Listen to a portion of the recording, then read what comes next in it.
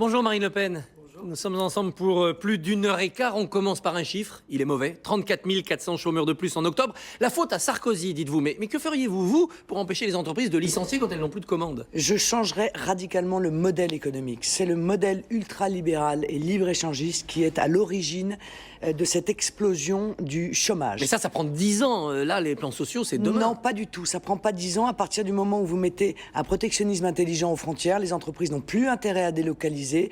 Elles n'ont plus intérêt à fermer les entreprises en France pour aller les ouvrir ailleurs. Mais celles qui exportent, elles perdent leurs clients. Parce non, c'est faux, c'est totalement faux, parce qu'avec la liberté monétaire que je veux retrouver, eh bien, ça relancera de manière spectaculaire les exportations et permettra à nouveau de retrouver la voie de l'emploi. Alors, est-ce que les emplois sont pris par les immigrés, et Claude Guéant dit qu'il y a trop d'étrangers en France, ou est-ce que c'est différent? Les immigrés prennent des boulots que les Français ne veulent pas prendre. Non, mais attendez, le chômage est voulu par les financiers, ça les arrange.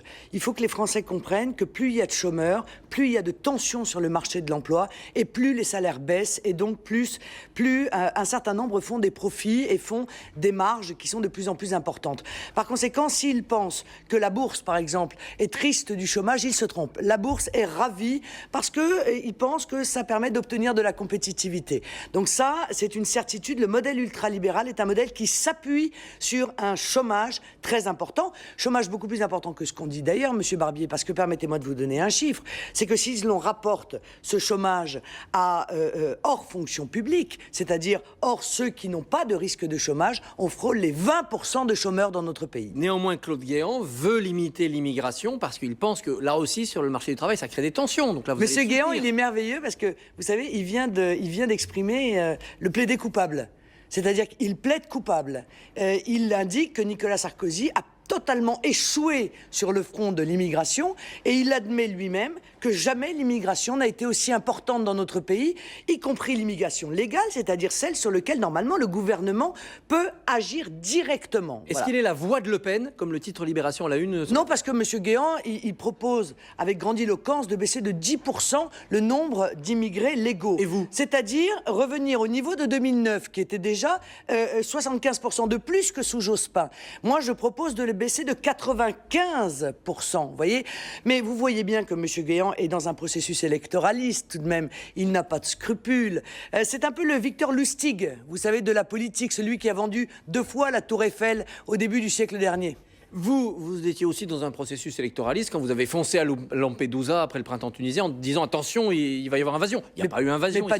Mais pas du tout. Ils sont partis? Mais comment savez-vous ça, Monsieur Barbier? On voit bien qu'on n'a pas des rues emplies de réfugiés tunisiens. Ah, mais venez, ils sont dans leur pays. Ah bon, venez donc faire un petit tour dans le Pas-de-Calais. Vous allez voir la multiplication des camps de migrants clandestins qui essaiment le département. Venez donc dans un certain nombre d'endroits où vous allez voir les camps de tous ceux qui s'installent dans notre pays de manière clandestine. Je ne crois pas, je crois au contraire que j'ai tiré la sonnette d'alarme à juste titre sur ce sujet et que les révolutions arabes peuvent avoir évidemment encore comme conséquence un afflux massif de gens qui fuiront l'islamisme que l'on a aidé en quelque sorte à installer et qui viendront évidemment en France, qui est le pays le plus attractif d'Europe. Aider à s'installer, on avait surtout aidé l'islamisme à se développer en soutenant les dictateurs, non?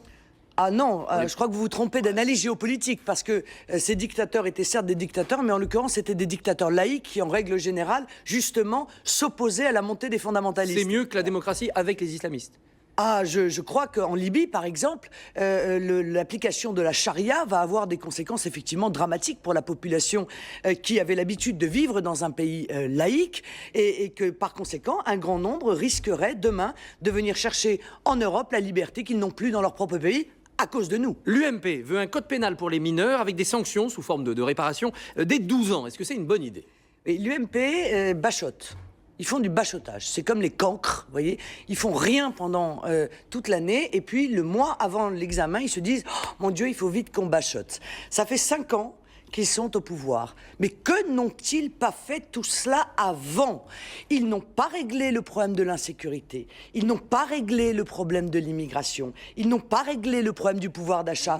Albert Einstein a dit on ne règle pas les problèmes avec ceux qui les ont créés. Mais un code pénal pour les mineurs, c'est nécessaire? c'est pas nécessaire de faire un code pénal spécifiquement pour les mineurs. Et il y a des dispositions pour les mineurs dans le code pénal général. Mais vous voyez bien qu'il s'agit là d'une proposition, encore une fois, publicitaire. Vous proposez, vous, 40 000 places de prison supplémentaires. Ah oui. L'Institut de l'entreprise chiffre cela à 5,8 milliards d'investissements et 1,2 milliard de fonctionnement par an. Oui. Et où allez-vous trouver l'argent? Alors d'abord, il se trompe parce que moi, je compte me servir des hôpitaux, des casernes que le gouvernement est en train de vendre dans le dos des Français, parce que ce sont des bâtiments qui ont l'habitude de recevoir du C'est public. difficile de faire des prisons avec. Hein. Il y a des C'est conditions extrêmement telles. facile de faire des centres semi-ouverts, des centres fermés, avec des bâtiments qui ont l'habitude de recevoir du public. Il n'y a rien, en l'occurrence, de plus simple. Et deuxièmement, Monsieur Barbier, l'insécurité dans notre pays, ça coûte 115 milliards d'euros par an. Alors moi, je crois qu'effectivement, même s'il faut dépenser 5 milliards pour investir dans la politique carcérale, ça vaut le coup, parce que le retour sur investissement en matière d'abord de sécurité publique, donc le gain pour la société, mais aussi le gain financier qui en découlera, sera bien plus important que l'investissement fait. François Fillon rejette votre demande d'assurer l'anonymat des 500 parrains des candidats à la présidentielle. Vous êtes surprise, déçue, furieuse? Mais c'est un véritable scandale. Monsieur Fillon fait une réponse politique. Il refuse de changer un système alors même que ce système est à bout de souffle, que tous les maires réclament l'anonymat des parrainages, qu'il y a des candidats qui sont, comme moi, à 20% dans les sondages, qui risquent de ne pas être présents à l'élection Vous présidentielle. bluffez, vous les aurez comme d'habitude. Vous cherchez Non, un effet on ne martyr. bluffe, on n'a pas bluffé, ni en 2002, ni en 2007. En 2007, on a déposé 507 parrainages. Mais le simple fait que le Premier ministre prenne le risque que 20% des Français ne puissent pas voter pour le candidat de leur choix, croyez-vous que c'est normal? La réalité, c'est que M. Fillon, il veut garder la main sur les candidatures.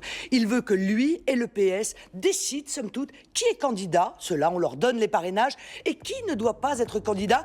Et ceux-là, on les oblige pendant des semaines et des mois à aller chercher ces fameux parrainages qui ont été transformés d'un acte purement administratif à en réalité une sorte de vote public de grands électeurs. En un mot, Gilbert Collard considère qu'on peut vous soutenir sans adhérer aux idées du FN. C'est vrai ou vous le désavouez? C'est la Ve République, monsieur. C'est la Ve République, voilà. Le candidat à la présidentielle est soutenu par des partis politiques. On peut soutenir un candidat sans appartenir à un parti politique. Il faudrait d'ailleurs que les Verts se penchent un tout petit peu sur le fonctionnement de la 5e, ça leur évitera quelques déconvenues. On va vous retrouver dans le journal de 8 heures. Vous croyez que Nicolas Sarkozy est capable de monter un complot contre DSK? Je crois que Nicolas Sarkozy est capable de tout. A tout de suite dans le journal de 8 heures. Merci Marine Le Pen.